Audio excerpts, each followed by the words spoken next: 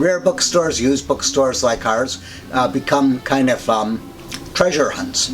People come in, if they're looking for something specific, they often will find it.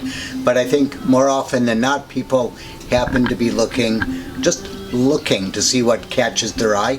And the beauty of a used bookstore in general is that there are so many things that are to be discovered.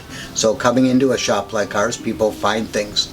Of course, there's with any given store, there's a certain ambiance, and we're particularly proud of what we've developed here, because it's got a lot of the charm of what people have in their minds of what a used bookstore should look like, even though there are fewer and fewer of them.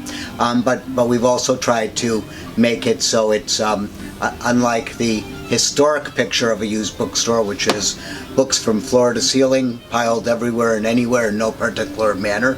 We've tried to make it a little easier to find things, and we're in such a beautiful area in the Hudson Valley that people also come here on their way somewhere else.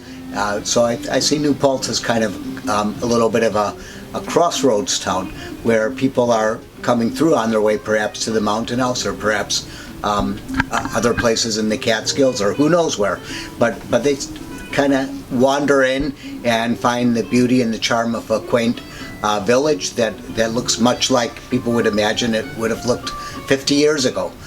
Typewriters are a decent seller for us.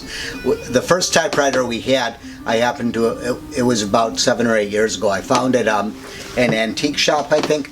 Anyway, it was called a Woodstock typewriter. The only reason I bought it is that it was a typewriter that said Woodstock.